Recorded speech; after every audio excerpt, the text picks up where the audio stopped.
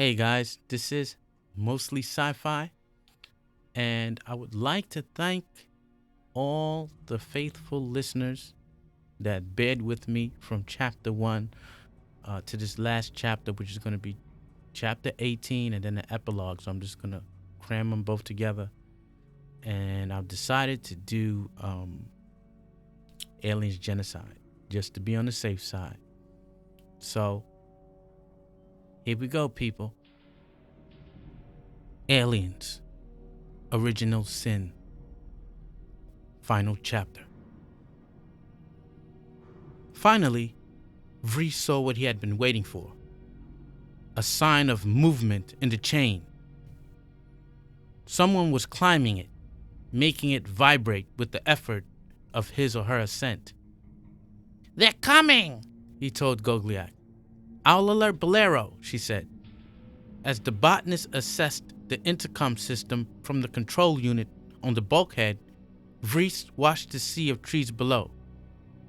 After a few minutes, he saw a feminine figure emerge, but it wasn't big enough to be Ripley or Cole. "Angie," said Gogliak, looking past Vriess. "For God's sakes, she's made it." "Angie looks tiny," the man in the wheelchair observed. "Like a little kid. But who am I to talk about size?" Pretty soon, Cole broke out of the canopy as well, and then, as Angie approached the Betty, breathing hard and red-faced with effort, Crack popped into sight too, and Johnner was right behind him. Vriess didn't say so, but he could tell there weren't any other colonists among the survivors. If there had been, they, like Angie, would have gone up ahead of Vriess's comrades. "Come on," he yelled to Angie, who looked like she couldn't pull herself up the chain even another meter. "Move your ass, goddammit! There are people behind you!" Grimacing, the botanist seemed to screw up her resolve. Then she ascended the chain a little faster, allowing Cole and Crack and Johnner to do the same. But after Johnner, there was a gap, almost as if he were the last one headed back to the Betty. But that couldn't be, could it? Vriess frowned. "Where the hell is Ripley?" Ripley stared at the creature in the near complete darkness, under the canopy, surprised it existed. And yet, there it was, a big black dog that had emerged from the undergrowth while she was waiting for Johnner to get up the chain.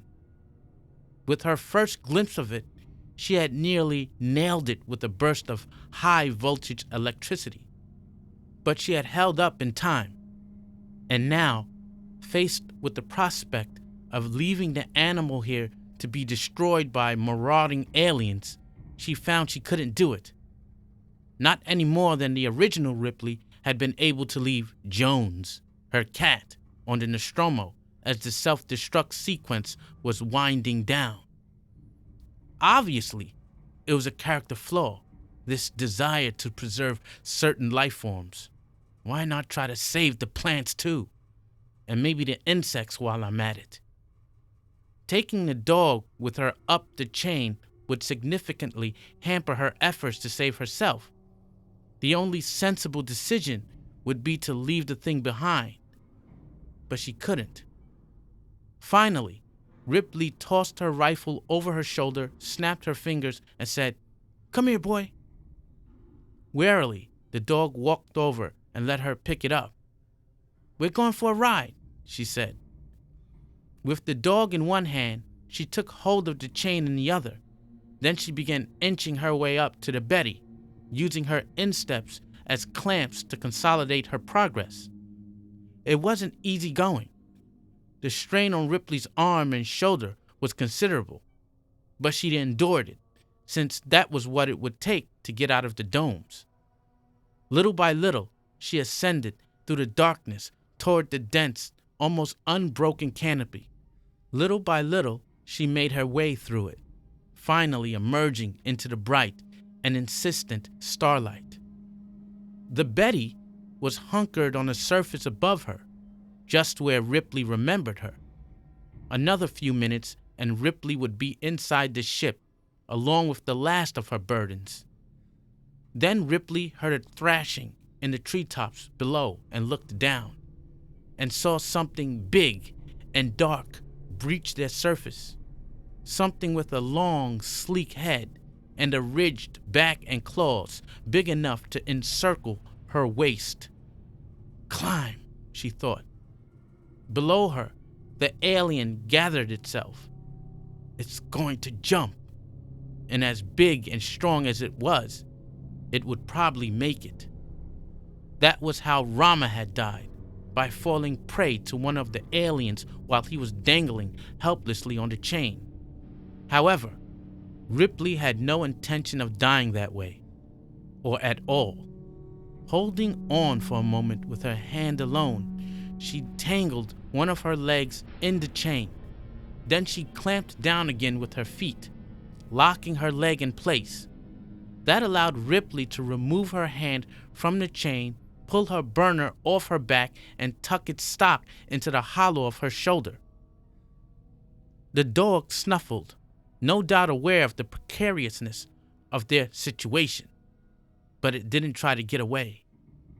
"Smart dog," Ripley said, as the alien leaped.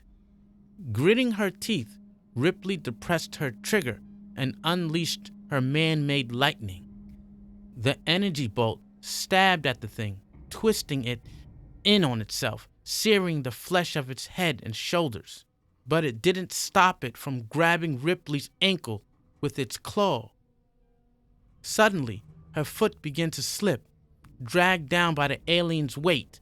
In a few seconds, at most, she would lose her grip and go sliding down the chain, or else let go of something in her hands, which wasn't an option either. But if she fired at the thing with her shock rifle, the electrical discharge would afflict her as well, and she would succumb before the alien did. So she shifted her grip on her burner, turned it around in her hand, and slammed it into the alien's skull as hard as she could. Enraged, the thing looked up at her with its eyeless face, its inner maw sliding out at her. "God damn you," Ripley spat between clenched teeth. Then she hammered at the thing a second time, and a third. Infuriated, it snapped at her, but she was too quick, twisting out of its way. Then, knowing she probably wouldn't get another chance, Ripley lifted the burner and brought it down with all the strength she could muster. The impact stunned the alien just enough to make it lose its grip and send it slipping down the chain. Unfortunately, it managed to latch on again a couple of meters further down, and a moment later, its mouth dripping with anticipation, it began climbing up to regain its prey. Ripley smiled. After all, the chain wasn't metal, despite the look and feel of it. It was synthetic. It didn't conduct electricity. Turning the burner around in her hand again, she skewered the thing on her energy bolt. The alien writhed under its influence, its flesh charring and bubbling, but it didn't let go. At least, not at first.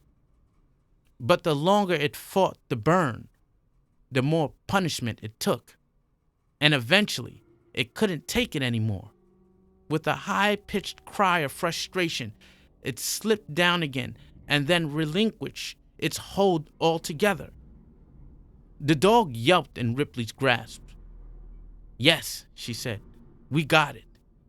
Then, ignoring the sweat in her eyes, she untangled her leg and resumed her climb. Bolero had finished her preparations just moments earlier when she received word from Vriess. "Ripley's almost up. She's the last of them." "Got it," said the pilot. Swiveling in her seat, she activated a monitor she didn't use very often, divided it into 6 different sections. It showed her the locations of the devices her comrades had deposited around the colony. After all, extracting colonists was only part of their job. Someone else might be tempted to enter the domes either out of curiosity or a profit motive, and he wouldn't be expecting an encounter with alien life forms, which was why Bolero would preclude that possibility just as soon as she got the word. Not that she liked destroying things, in fact she didn't, but this was one place she wouldn't mind sending to oblivion. Ripley found Cole standing by the open hatch of the cargo bay, surprised to see her comrade negotiate the dueling gravity wells with a dog under her arm. Cole made a face. Where did that come from? That's Rex, said Gogliak. He lived in the domes. Another survivor, said Angie, still exhausted from her climb and looking at it. God knows there are few enough. She looked around the cargo bay, then asked, Where's Cody? Vriess laughed, though there wasn't the least trace of humor in it. Cody isn't what he seemed. What do you mean? Ripley asked. He's an android, Vriess told her. What? Said Cole. Was an android, Vriess amended. Until he attacked Bolero. Now what's left of him is sitting in a tub. Though last I looked, he was still talking. He turned to Ripley. You didn't happen to see Rama down there, did you? Rama's a casualty, Ripley told him. So's Simone. That put a chill in the air, despite the warmth coming up from the dome. But then, Rama had been well liked, and Simone, only Jana had really hated him. Ripley was about to ask where Cody's tub was when she heard something. A hiss of leathery flesh slithering over the metal grid of the deck. Whirling, she saw the shadows shift in a corner of the room, and then strike. Gogolak, who was the closest to that part of the bay, was buried under the attack as the alien rose from the botanist's body, its teeth red with her blood. The others retreated. Crap, Ripley breathed, swinging her rifle off her back. Unfortunately, her comrades had deposited their hardware on the opposite side of the bay, beyond the alien. There was no way to get it without going through this thing. As the creature advanced on them, big and slick and hungry looking, it tossed its elongated head from one side to the other, as if it couldn't decide whom to eviscerate next. How the hell did it get up here? Ripley asked herself, training her burner on it. Then she answered her own question. The chain. After Rama went after Simone, the hatch would have been left unguarded with the promise of meat inside it. So one of the aliens, probably the same one who murdered Rama, had wrestled its way into the cargo bay. And it would still have been immature at that point, so it would have sought out a hiding place where it would rest and go through its next growth spurt, just like the one that had so quietly and unobtrusively stowed aboard the Narcissus and nearly put an end to Ellen Ripley. We need our blasted rifles, Johnner growled. I'll try to herd it away from them, Ripley said. Look for your chance. Then she unloaded on the alien, hitting it with a vicious, point-blank barrage. The thing twitched and staggered, but refused to be stopped, which was all right with Ripley. All she wanted to do was slide it to her left so her people could regain their rifles. Then they would have the advantage. Out of the corner of her eye, she saw bodies moving along the bulkhead. Johnner and Crack, she thought. But she didn't dare look to make sure. She was too busy pouring on the voltage. Then she heard a whistling sound, and the burner's output began to fizzle. Ripley glanced at the weapon's power gauge. Shit, it's running out of charge. Ripley wouldn't be able to maintain her barrage without dropping to a lower output level, which the alien would go through unfazed. So she did the only thing she could do. She kept pumping out voltage at the highest setting and hoped for the best. No doubt, seeing she was low on juice, Johnner and Crack put subtlety aside and bolted for the rifle catch.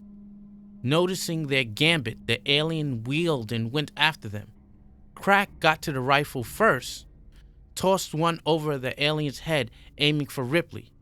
Then he went to grab one for himself, but before he could fire it, the creature went for him. Fortunately, Johnner had a burner by then as well.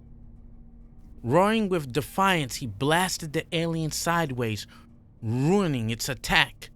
Still, it knocked Crack off his feet and sent him crashing into the bulkhead. But at least it didn't get a chance to sink its claws into him, and Ripley had another weapon to work with. Picking it up, she used her thumb to flip it on. Then she speared the alien with a savage blue-white burst, and then it turned to face her. Johnner unleashed another barrage. Together, as they had in the domes, they staggered the alien. And when Call joined in, firing the burner Crack had dropped, the alien slumped to the deck. Die, Ripley insisted. But even after the alien's flesh was a black, bubbling crust, and the stench of burning was thick in the cargo bay, the thing wasn't dead yet. Not completely. Opening its mouth, it extended its inner jaw in Ripley's direction, striving even with the last of its strength to claim its meat. Finally, both sets of teeth still dripping with saliva, it shuddered and went limp. Only then did Ripley turn her attention to Crack, who was sprawled on the deck with Angie kneeling beside him.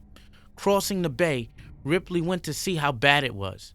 The hair on the side of Crack's head was matted with blood, but he was breathing. "Looks like a concussion," Angie said.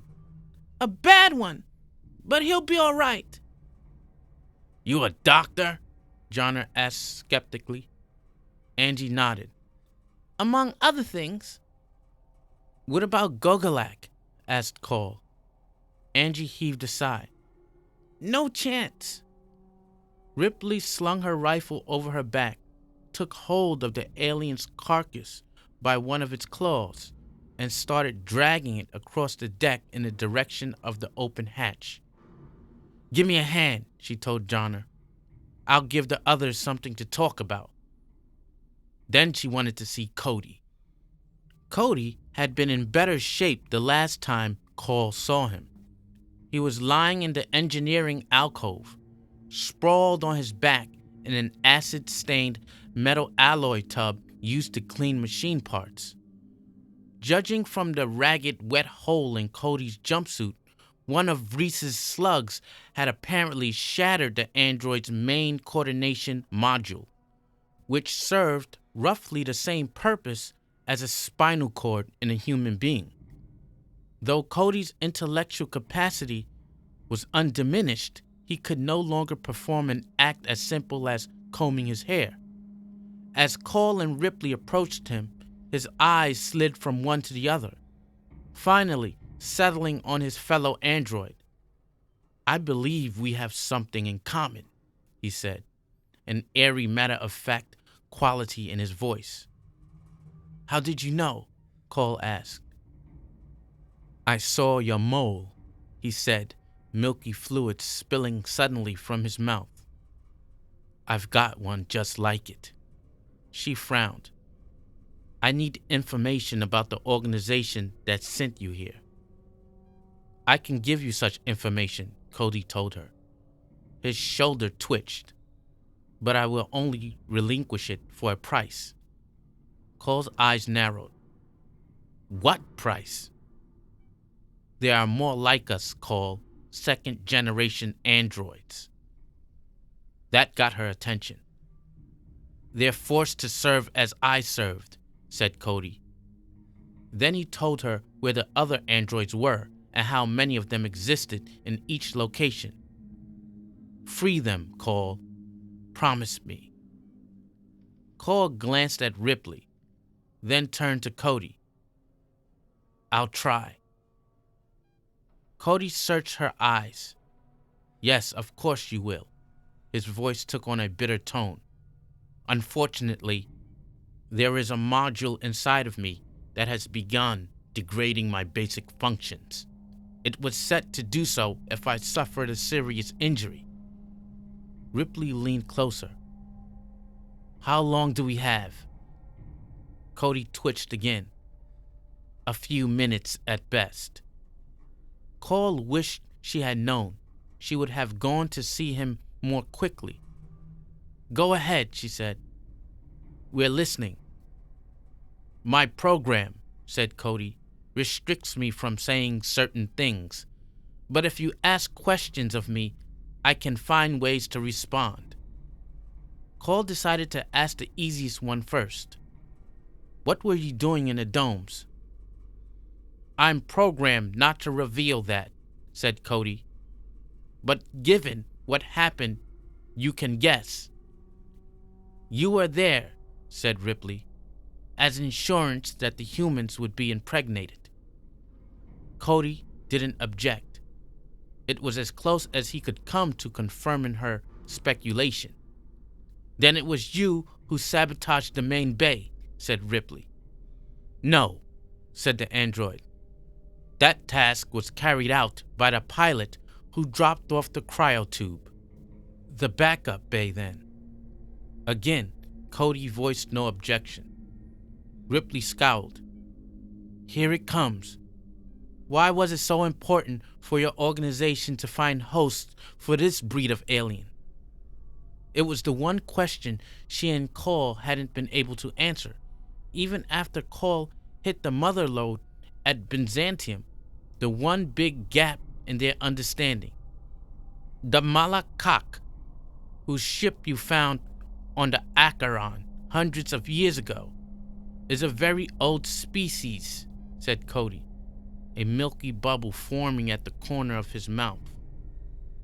Sterility has lately become a problem for them, and it has grown worse with each succeeding generation. The encephalopods, by contrast, are remarkably fertile. Cole anticipated Cody's next remark. The Malakak found a little alien DNA could help them with their problem, but to extract it, they needed a supply of aliens. The Malakak, Cody continued, knew they could use their own people as hosts. That pilot your people met on Acheron, if he could unknowingly carry an embryo, others could do the same. But they didn't want to inflict pain and death on members of their own species. Ripley grunted. So they negotiated for a supply of humans, people who wouldn't be missed. The population of your colony, for example. Though your programming probably prevents you from saying so. It does, said Cody. But why, asked Cole, did the aliens look so different from the ones we've seen before? Cody spasmed, then went limp again. In the course of their experimentation, the Malakak found they could engineer such aliens using their own genetic material. They believed the resulting variant to be more formidable than the original strain. Ripley shook her head. They're all formidable. You ought to know, Cole thought. Cody looked around, fluid cascading over his lower lip. Have I been in this place long? It's an engineering alcove, Cole told him. On our ship. Yes, said Cody. His brow furrowed as he tried to find some vestige of the memory. Of course. And I was saying... Cole knew she wouldn't have him lucid much longer. That you had a way to contact the organization you were working for. The android looked at her, fluid spewing from him again. Organization? He asked. I'm not sure who you mean. Cole felt the sting of missed opportunity. It's all right. Don't worry about it. I'm Cody, said the android. A botanist assigned to Domes Epsilon. His whole body jerked, as if he had been hit with a shock burst. What's your name? Call smiled, reluctant to let him see her pain. Call, she said. My name's Call. Cody stared at her for a while. Then he said, That's a nice name. Is it yours? Before she could answer, his head lulled. By the time it came to rest against the edge of the tub, his eyes were closed, the artificial life gone out of him. Call made herself study Cody until she had memorized every detail of him. It was, after all, the closest she would ever come to seeing herself die. Do it, said Ripley. From her seat at Bolero's side, a monitor showed her 6 different images, each providing a different view of the botanist's colony. But the screen that interested her most was the one that plumbed the habitat directly below them, from which they had extracted the extended length of chain. As Bolero worked her controls, the Betty's hatch doors closed, the flexible docking sill retracted, and in the dome, the winds began to blow. There weren't the gentle breezes that swept through the dome 3 times a day, right on schedule. They were vicious updrafts, sucking up leaves and branches and dirt and even young trees, sending them twisting toward the starry black heavens. And something else as well. Ripley was sure she saw a dark, serpentine form among the debris, possibly that of the alien she had pried from the chain. Like everything else, it went hurtling towards the aperture Vriess had cut in the dome. Another few seconds, and it would reach the Betty, whose hull offered any number of convenient handholds. And Ripley knew from experience that aliens were capable of surviving for a time in the void. Applying thrusters, Bolero backed them off the dome before that could happen. That left just one thing to do. Picking up the slender, black remote-control device that Crack had rigged for her, Ripley pressed her thumb down on its only stud. Then she turned to look at the colony through the cockpit's observation port. The first fiery explosion took place in the control center, compromising all the domes around it. A second one turned the backup supply bay into an inferno, and several more ignited the domes in between, making them look like a pack of little suns. They won't burn for long, Ripley thought, only until their oxygen runs out. But it would be long enough. That particular pack of aliens would never bother anyone again. Epilogue. By the time Call showed up in the Betty's mess, the others were there already. Well, said Johnner, casting a glance at her over his shoulder. Nice of you to join us. Cut her a break, Vriess told him. She's had a bad day. Johnner sneered at him. I know. I was down there, remember? Unlike some people I know who stayed in a ship and played hide the salami. Vriess turned red and poked a finger in Johnner's direction. You low-life son of a bitch! If I wasn't... Easy, said Bolero, putting her hand on Vriess's shoulder. You're the one who told me he doesn't mean anything by it. It's in his nature to be an asshole. Johnner grinned at Vriess. You see that? At least someone in this tub understands me. Anyway, said Call, pulling up a seat at the table. Angie says Crack should be fine. He'll just have to take it easy for a while. He was lucky, said Bolero. Luckier than Rama, Vriess observed. Which, said Johnner, is why we're here. He picked up the battered silver thermos sitting in front of him, twisted it open, and poured its contents into the 4 ceramic cups clustered in the middle of the table. Then he replaced the lid on the empty thermos as each of his comrades claimed a cup, even Call, on whom alcohol had no effect. "To Vrama," said Johnner, taking the last cup for himself. "The most annoying know-it-all son of a whore I ever met." "And one of the bravest," said Call. "Well said," Bolero added. Then they drank, emptying the cups. Before they were finished, Johnner had opened another couple of thermoses, and no one was in any shape to drive the ship, so it was good that none of them had to.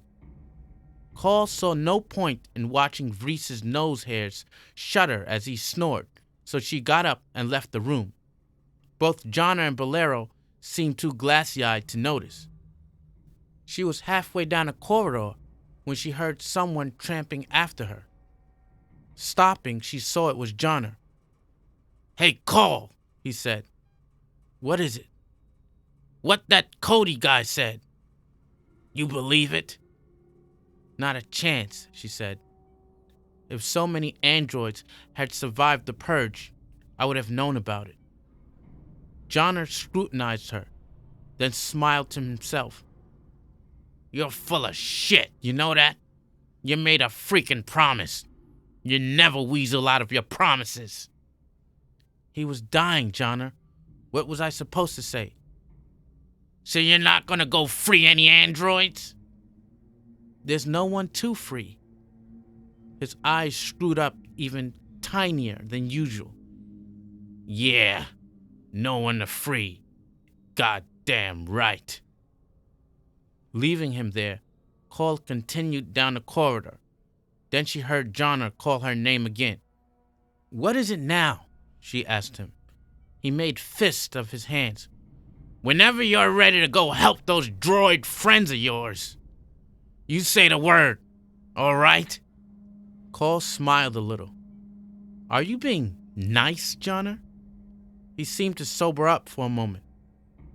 "You know me better than that, I hope." She shrugged. "I thought I did." "So you'll give me a holler?" Johnner asked. The android nodded. "You'll be the first to know, you butt-ugly pile of shit." Looking satisfied, Johnner staggered back into the mess hall, and Call, having paid her respects to Rama, turned her attention back to the problem of liberating enslaved androids. As soon as everyone was asleep, Ripley rolled out of bed and made her way on bare feet to the cargo bay. It was the only place on the ship where she could be alone, where she could look inside and see how much she had left. And how much do I have left? She asked herself. At the moment, precious little.